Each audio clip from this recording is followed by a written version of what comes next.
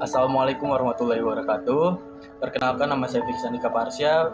Saya biasa dipanggil Vicky. Saya lahir pada tanggal 22 Desember tahun 2005, bertepatan di hari Kamis. Saya lahir pada saat azan maghrib di sebuah bidan sederhana.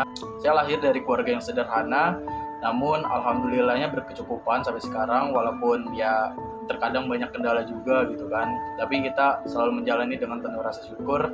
Pada saya umur 4 tahun, saya tumbuh menjadi anak yang cukup nakal. Kala itu saya ditinggal oleh ibu saya bekerja, jadi saya dititipkan kepada tetangga. Namun saya menolak dan saya marah pada ibu saya gitu kan.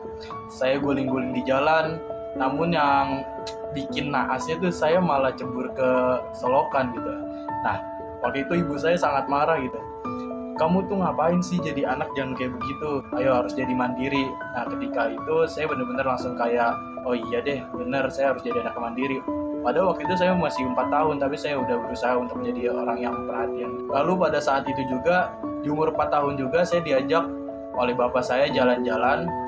Namun di situ saya benar-benar ngerasa bersalah banget kepada bapak saya. Waktu itu saya diajak ke Monas sama dia, ke Monas, lalu ke Kota Tua. Mungkin karena saya masih kecil, terus di situ kondisinya saya juga sudah capek. Bapak saya masih ngajak saya ke Taman Mini. Namun di situ saya benar-benar ini merajuk dan juga marah-marah banget karena saya udah pengen pulang, namun bapak saya tetap mau ngajak saya jalan-jalan gitu. Jadi untuk bapak saya minta maaf, Pak. Tahun 2012 ketika saya umur 6 tahun, di situ saya langsung masuk ke jenjang SD. Saya tidak ikut TK gitu kan. Jadi saya langsung SD. Nah, ketika saya SD, saya masuk ke kelas 1A. Di kelas 1A saya di situ mendapat banyak teman. Namun pada awalnya saya tidak memiliki teman, dan alasan saya tidak memiliki teman ini cukup bisa dibilang konyol juga ya, karena dulu waktu saya SD itu untuk berteman kita harus menghafalkan sebuah lagu. Jadi sebuah lagu dari One Direction. Nah, di situ saya karena tidak memiliki handphone atau segala macamnya, jadi saya tidak tahu lagu tersebut dan akhirnya saya tidak ditemani gitu kan. Terus lama-lama kita mulai beradaptasi gitu kan. Saya jadi anak yang aktif juga di sekolah, nilai saya juga cukup bagus. Pada semester 2 kelas 1, saya diberitahu oleh guru saya bahwa besok saya harus membawa orang tua saya ke sekolah. Dan di situ saya tidak tahu tujuan dari memanggil orang tua saya itu seperti apa gitu. Di situ saya mikirnya apakah saya melakukan sebuah kesalahan. Namun teman-teman saya juga menyoraki saya gitu kan, kayak hayu lu Vicky, ngapain, hayu lu diomelin mama gitu. Di situ saya agak sedikit takut memberitahu ibu saya gitu kan, tapi mau tidak mau harus saya beritahukan. Ketika esok hari ibu saya datang, ternyata dia ngobrol sama guru saya dan saya tidak tahu apa yang dibahas. Ketika dia keluar dari ruang guru, saya melihat wajahnya tidak ada kemarahan sedikit pun, melainkan seperti bingung dan juga sedikit senang. Ketika saya tanya, kenapa Bu? Ini kita dapat program KJP gitu. Waktu itu kalau tidak salah program KJP itu pada tahun 2012 itu baru pertama kali diluncurkan, dan saya langsung mendapatkan KJP itu. Waktu itu program KJP itu diperuntukkan untuk anak-anak yang berprestasi, berbeda dengan saat ini. Pada saat di kelas 2 saya masih biasa saja gitu kan. Namun pada kelas 2 ini terjadi hal yang cukup membanggakan buat saya dan juga buat ibu saya. Pada saat ulangan, dari seluruh mata pelajaran saya mendapatkan nilai 100 semua, dan itu benar-benar kayak wah, ternyata tanpa saya ketahui saya ini mampu gitu kan. Nah, di situ ibu saya benar-benar kayak bangga banget sama saya gitu.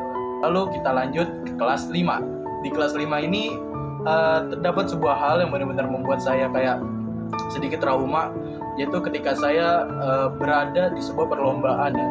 Ketika itu sekolah saya mengadakan sebuah perlombaan antar SD, yaitu lomba basket. Dan di situ karena postur tubuh saya agak tinggi, saya dimasukkan ke dalam tim basket gitu. Padahal di situ saya belum mengerti bagaimana cara mendribble bola, bagaimana cara bermain basket, aturan-aturan dan sebagainya. Nah, ketika saya dimainkan, saya cukup kikuk. Saya tidak tahu bagaimana yang harus saya lakukan gitu. Saya pura-pura diem saja dengan tujuan semoga teman saya tidak mempassing bola pada saya. Namun hal itu gagal.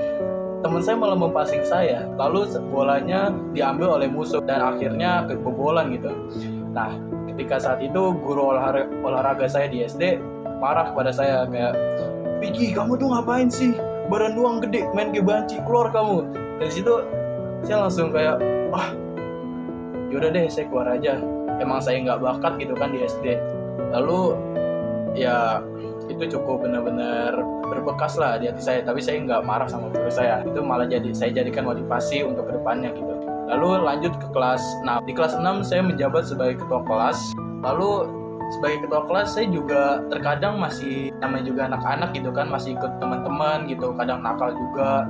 Jadi kalau kita nakal, guru saya biasanya memarahi kita, dan juga saya pernah ditarik jambang saya gitu kan sama guru saya, terus kuping saya. Namun di situ saya benar-benar nggak ada rasa kesal sama sekali, saya malah kayak seneng gitu, kayak guru ini tuh sebenarnya bukan jahat tapi baik gitu. Mungkin untuk anak sekarang menganggap itu terlalu keras, tapi untuk saya dulu biasa saja. Ketika saya kelas 6 di situ kita ada tryout.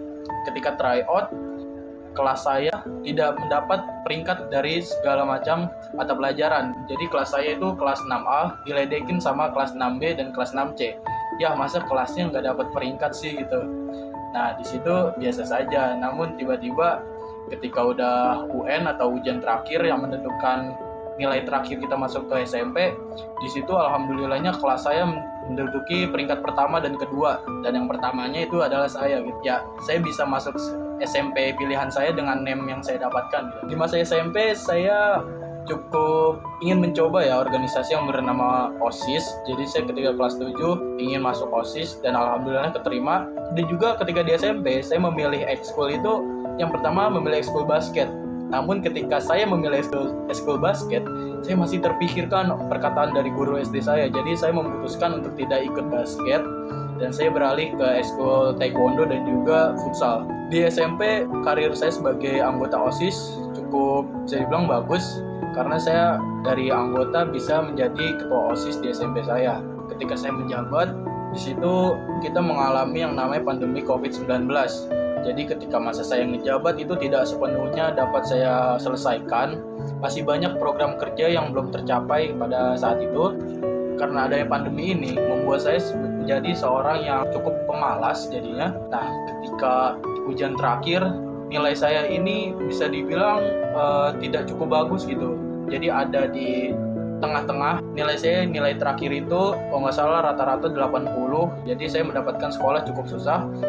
Dan alhamdulillahnya saya keterima di SMK Negeri 6 Jakarta dengan jurusan yang saya inginkan juga, yaitu berkaitan dengan sebuah komputer. Pada tujuan awalnya saya ingin memasuki jurusan multimedia, namun tidak dapat masuk karena nilai saya cukup rendah.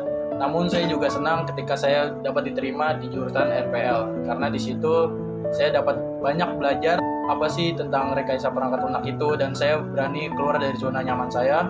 Ketika di SMK, saya benar-benar memutuskan untuk melanjutkan sebagai anggota OSIS, karena ya waktu itu ketika saya menjabat, masa jabatan saya benar-benar keputus karena adanya COVID-19 selama kurang lebih 2 tahun. Dan juga ketika saya SMK ini, saya memutuskan untuk meninggalkan rasa takut saya terhadap basket dan rasa trauma saya kepada basket gitu kan.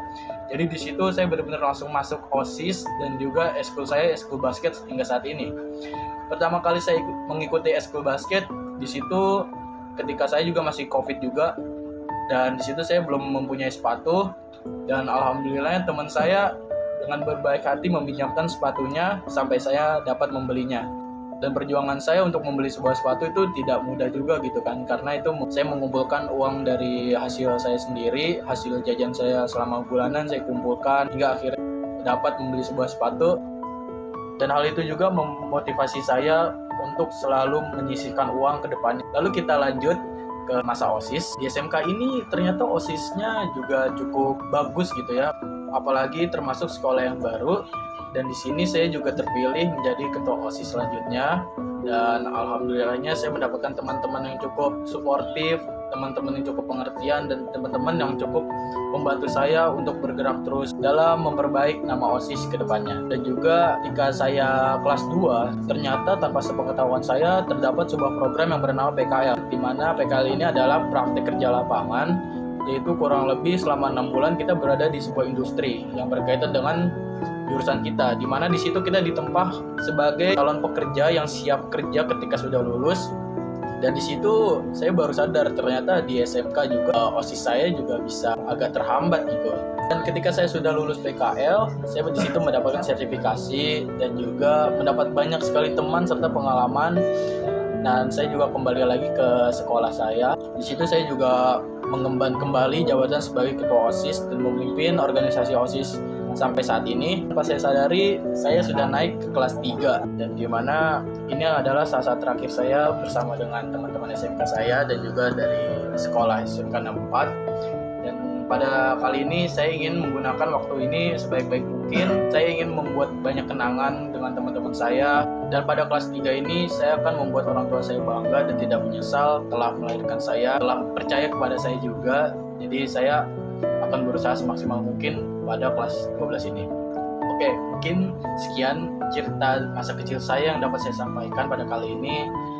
Saya mohon doa dan dukungannya. Semoga saya dapat lulus dengan nilai yang terbaik. Amin. Terima kasih semuanya. Wassalamualaikum warahmatullahi wabarakatuh.